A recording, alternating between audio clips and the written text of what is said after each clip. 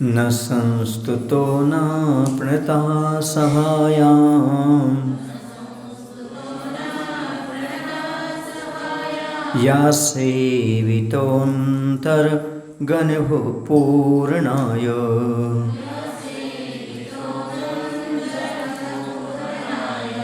पदाच्युतैः केवलिभिर्जिनस्य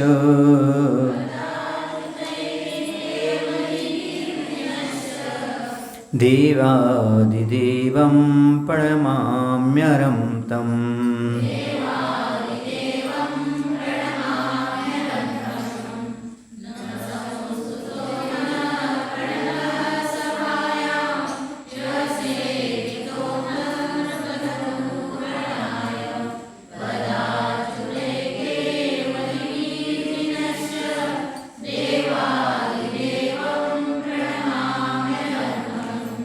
यह जो सभायाम समोषण सभा में पदाच्युतई पद से अच्युतई यानी अविनाशी पद को प्राप्त किया, केवली भी अन्य केवली भगवंतों के द्वारा न संस्तुता न स्तुति को प्राप्त हुई, न प्रणता न नमस्कृत हुए, किंतु अंतर्गण पूर्णाय अंतर्गण की पूर्ति के लिए जिनस्य तीर्थंकर जिनेन्द्र का सेविता सेवन आश्रय हुआ, तम उन देवादिदेव अरम अरनाथ जिनको प्रणमामि मैं प्रणाम करता हूँ, नमस्कार करता हूँ। जो सवोषण सभा में अविनाशी पद को प्राप्त अन्य केवली भगवंत के द्वारा न स्तुति को प्राप्त हुई न नमस्कृत हुई, किंतु अंतर्गण की पूर्ति के लिए तीर्थंकर जिनेन्द्र का सेवन आश्रय हुआ, उन देवादिदेव अरनाथ जिनको मैं नमस्कार करता हूँ।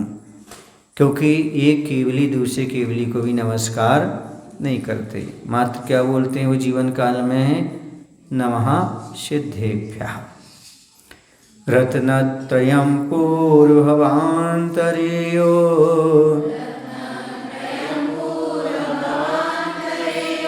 व्रतं पवित्रं कृतवान् शेषम्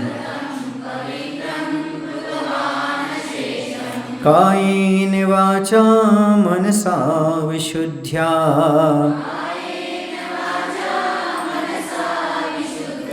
तं मल्लिनाथं प्रणमामि भक्त्या। तं मल्लिनाथं प्रणमामि भक्त्या।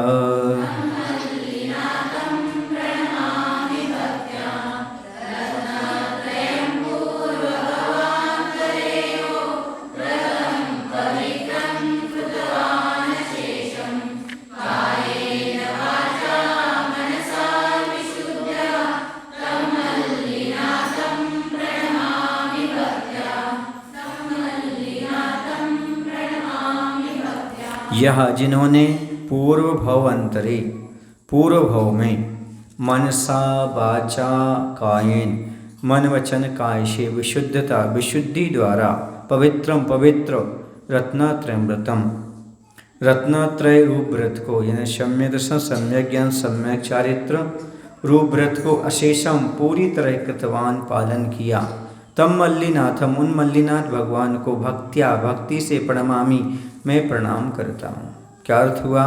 जिन्होंने पूर्व भव में मन वचन काय से विशुद्धि पूर्वक पवित्र रत्नत्रय व्रत को पूरी तरह पालन किया, उन मल्लिनाथ भगवान को भक्ति से मैं प्रणाम करता हूँ। अर्थात पूर्व भव में भी उन्होंने रत्नत्रय धारण किया था। ऐसे मल्लिनाथ भगवान को हम नमस्कार करते हैं। युवन् नमः सिद्धपदाय वाक्य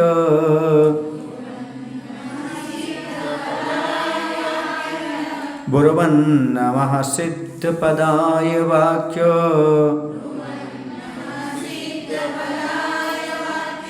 मित्यगृहीत्या स्वमेव लोचन् लौकान्तिकेभ्यः स्तवनं निशम्य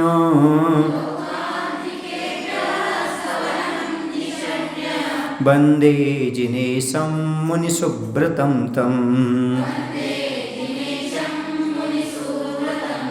वंदे जिनेशं मुनिसुव्रतं तं।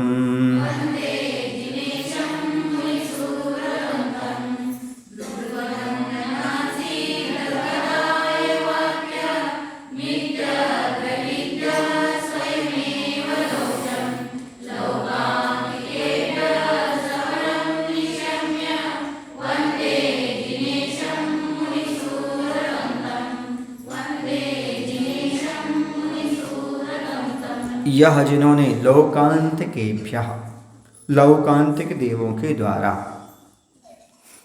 स्तवनम स्तुति को निशम्य मन सुन करके सिद्ध पदाय सिद्ध पद को के वास्ते सिद्ध पद के धारी सिद्धों के लिए नमः नमस्कार हो इति इस प्रकार वाक्यम बुर्वन वाक्य को बोलते हुए सौम्यो स्वयमी लोचन केशवंश को अग्रहीत ग्रहण किया।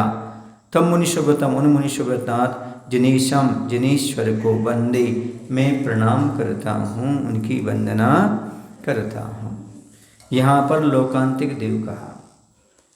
लोकांतिक देव पंचम स्वर्ग में होते हैं, एक उनकी अलग कॉलोनी होती है ना, लोकालया पंचम स्वर्ग। पंचम स्वर्ग में देव देविताएं देवियाँ भी रहती हैं, देव भी रहते हैं पंचम स्वर्ग में। लेकिन जो इनकी कॉलोनी होती है पंचम स्वर्ग में किनकी, लोकांतिक देव, उसमें देव तो रहते हैं लोकांतिक, लेकिन देवियाँ नहीं होती। ये देवर्षि कहलाते हैं। ये निसर्ग से ब्रह्मचारी जैसे रहते हैं, 12 भावना का चिंतन करते रहते हैं और एक भव अवतारी होते हैं और भगवान की मात्र दीक्षा कल्याणक की अनुमोदना करने, उनकी बैराग की अनुमोदना करने आते हैं। तो उन्होंने क्या किया, यहाँ पर खूब स्तुति की लोकांतिक देवों ने, उनकी बैराग की प्रशंसा की, मल्लीनाथ भगवान की और प्रशंसा की और मुनिशुभ्रतनाथ भगवान की। वैसे तो सबकी करते हैं, यहाँ तो मुनिशुभ्रतनाथ का प्रकरण इसलिए उनकी स्तुति की और उनकी प्रशंसा की। तो बैराग्य तो भगवान को था, बैराग की प्रशंसा करने आए थे, तो मुनिशुभ्रतनाथ भगवान ने केशवंच किया। क्या किया, पंचमुष्टि केशवंच होता है, मात्र 5 बार में पूरे बाल खींच लेते हैं। दाढ़ी मुष्ट तो होती नहीं तीर्थंकर की, मात्र 5 बार में 1 2 3 4 5 5 मुष्टि में पूरे केशवंच हो जाते हैं। कितने में, 5 मुष्टि में पूरे बाल सिर के बाहर कर देते हैं। कौन, तीर्थंकर। तो ऐसे उन्होंने सिद्धों को नमस्कार करते हुए नमः सिद्धेभ्यः बोलते हुए केशवंच ग्रहण किया था। ऐसे मुनिशुभ्रतनाथ जिनेश को मैं प्रणाम करता हूँ, नमस्कार करता हूँ। बोलो भगवान जी की, हमारे गुरुवर महाराज जी की।